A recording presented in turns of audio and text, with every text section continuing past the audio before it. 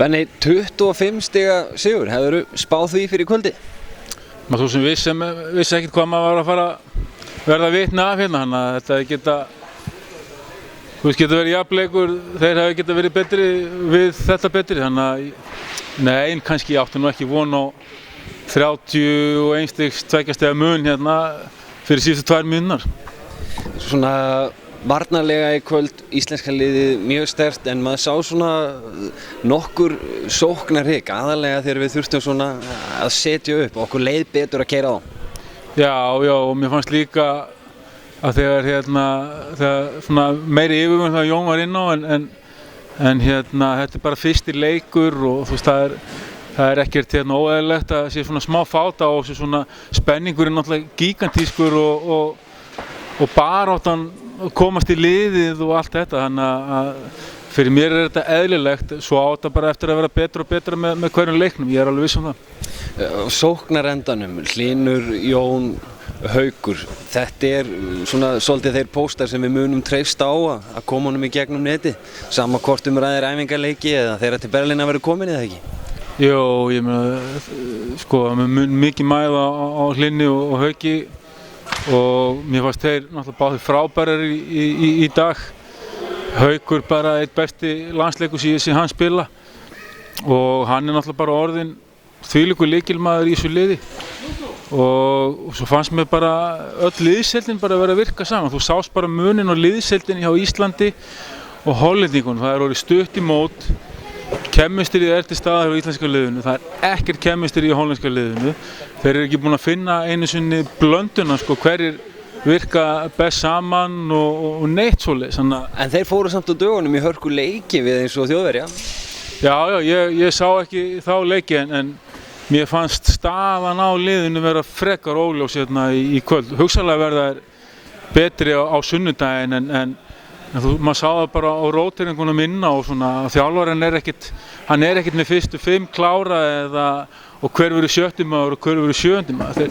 Þeir eiga bara svolítið í land, finnst mér, meðan við erum komin miklu lengra í okkar ferli, náttúrulega búin að spila lengi saman og mér sýnist þjálfarateymið íslenska vera búin að setja svona í helstu hlutverkin og hverjir að fara að spila hvað. 3 hvíldu í kvöld, Helgi, Siggi Þorsteins og Ægir. Væntanlega verður einhver svona breyting á hópnum fyrir sunnudaginn, en þessir sem sitja eftir þegar að loka valinu kemur, þetta verður mikið súrdegsbrauð að melta, ekki satt? Jú, þetta svona, en eins og segir, svona jákvætt verkefni að hafa þennan fjölda góðum leikmönnum. Þetta svona jákvætt vandamál og þetta verður ekki auðvelt að velja hana 12 manna hóp, það er bara enga veginn.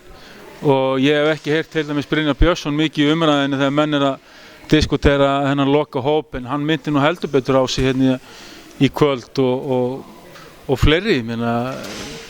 Það voru allir að skila sínu, fannst mér.